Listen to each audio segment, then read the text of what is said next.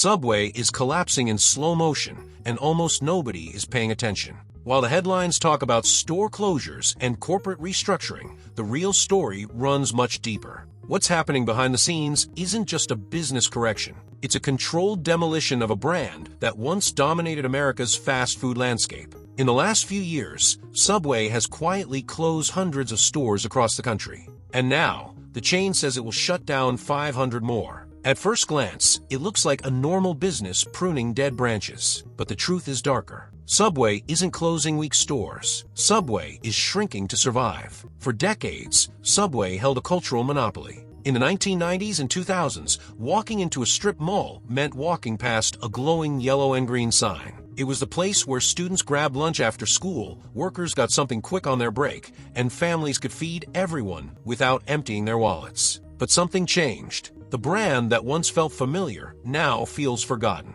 and the customers who built Subway's empire have quietly migrated elsewhere. This isn't a sudden collapse. It's erosion, slow, silent, and irreversible. The root of Subway's downfall goes back to a strategic flaw I call the cookie-cutter catastrophe. Subway convinced itself that a store in Maine should feel identical to one in Arizona. The same decor, the same menu, the same formula. In theory, consistency is good. In practice, it drained the soul out of the brand. Regional flavors didn't exist. Local specials never happened. Every store felt like a cheap copy of another store. Customers didn't feel connected. They felt processed. Subway forgot that food isn't just nutrition, it's identity. People want something that reflects their community. But Subway insisted on being everywhere while feeling like nowhere. Then came the franchise frenzy. Subway expanded faster than any chain in American history. They handed out franchise licenses like Halloween candy, opening stores on every street, in every town,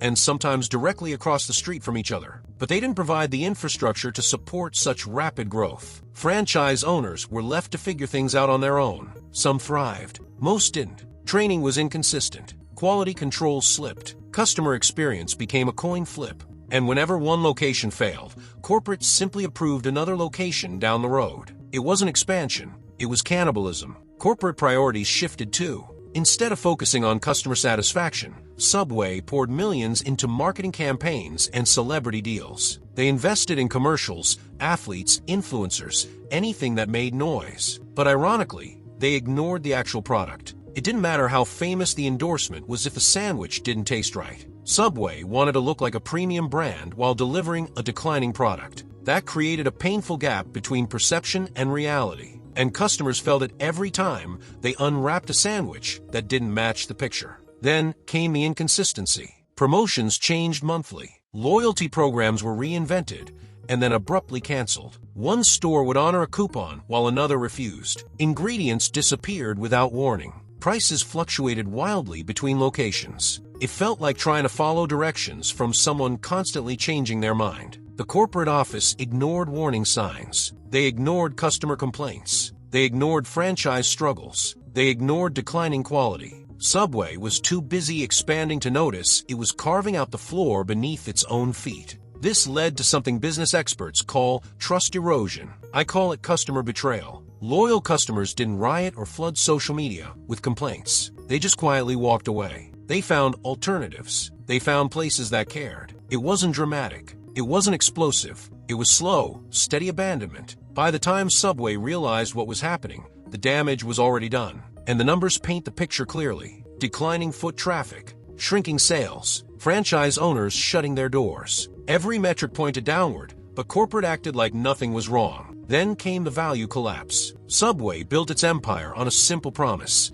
Big sandwiches, small prices. A foot-long wasn't just a meal, it was a deal. But today, that promise has evaporated. The same sandwich that cost $6 in 2010 now costs $12 to $15. Meanwhile, the portions have shrunk dramatically. Protein that once filled the bread now barely covers it. Customers didn't need scale to see something was off. They could feel it. The bread seemed thinner. The cheese looked smaller. The vegetables looked tired. And suddenly people felt like they weren't buying lunch. They were being scammed. The internet exploded with posts from customers showing their sandwiches. Thin slices, missing ingredients, missing portions. People began measuring their footlongs and finding they were shorter than advertised. One viral phrase summed up the frustration perfectly. They cut my meat from 12 slices to 8, so I cut Subway from my life. Subway had become the poster child for shrinkflation. They weren't alone, of course. Every major chain raised prices. But Subway's price increases felt especially painful because the value dropped even faster. Competitors took full advantage. Jimmy John's offered thick, overflowing sandwiches. Jersey Mike's sliced fresh meat right in front of customers. Firehouse subs stacked ingredients sky high. Even grocery store delis offered more meat for less money. For the same $12 to $15, people were getting better food, larger portions, fresher ingredients, and faster service elsewhere. Subway wasn't just competing against sandwich shops, it was competing against the memories of what it used to be. And that was a battle it couldn't win. Service quality became another major fracture in the foundation. Walk into a typical Subway today, and you'll notice it almost immediately. Slow service, understaffed counters, employees who look overwhelmed or untrained, customers waiting 10 to 15 minutes for a simple sandwich, orders made incorrectly, basic requests misunderstood. It felt less like a restaurant and more like a broken assembly line. But the problem wasn't the workers. It was the environment corporate created. When one employee is expected to handle 6 customers during a lunch rush, everything breaks down. And when complaints disappear into a corporate void, customers lose faith. Older customers remember a different era when service was personal and employees took pride in making your order right. That version of Subway is gone. Today, it feels transactional, rushed, and inconsistent. It's hard to build loyalty when the experience changes daily. Some locations are friendly and efficient. Others feel chaotic and unprofessional. And customers, especially older ones,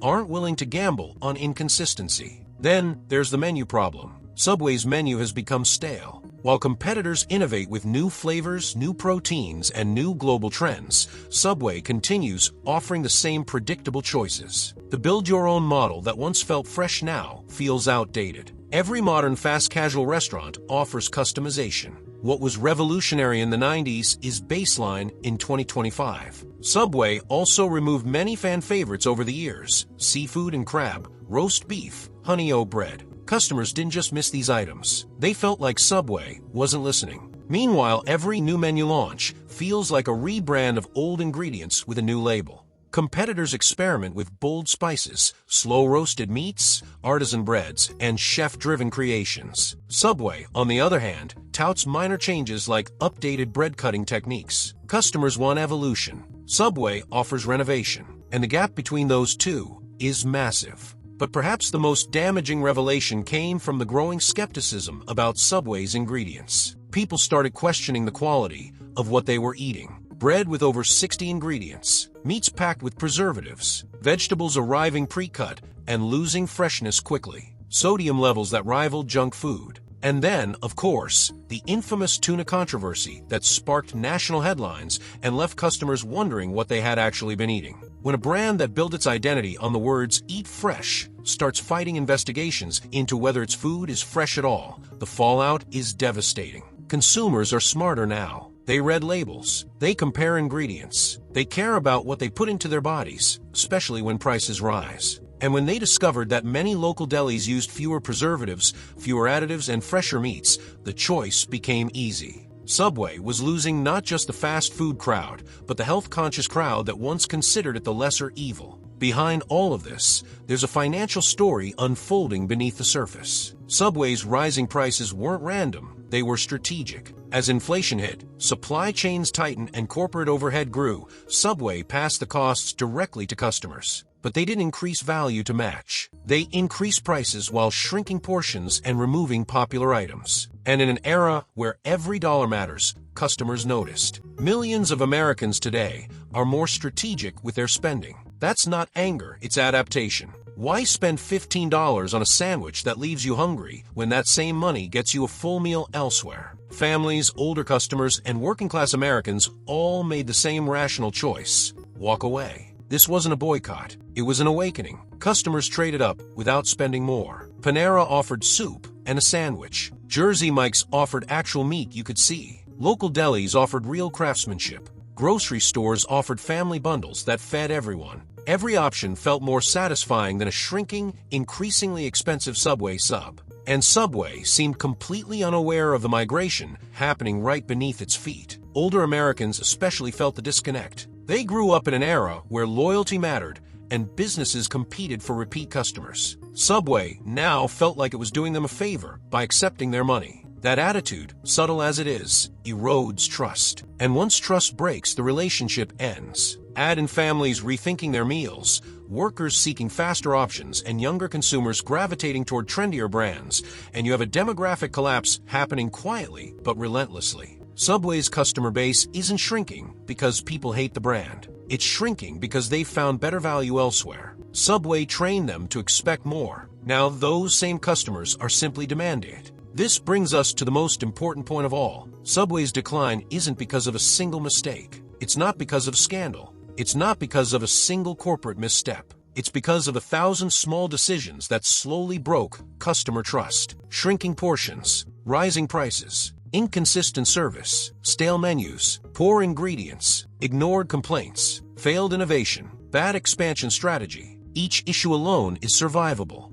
Together, they create a death spiral. Subway isn't dying because people are angry. Subway is dying because people are thinking. They're smarter with their money, smarter with their choices, smarter with their expectations. The brand that built its empire by offering value is now struggling because it forgot what value actually means. And that's the real lesson in Subway's collapse. In a world where every dollar counts, trust isn't something you can buy with advertising. It's something you earn through consistency, quality, and care. Once that trust fades, even the biggest restaurant chains in America can find themselves standing alone, watching customers disappear without a protest, without a fight, without a word, just a quiet, steady walk toward something better. Subway isn't closing stores because the economy is tough. Subway is closing stores because the customers who made them a giant have finally moved on. And once they're gone, they don't come back.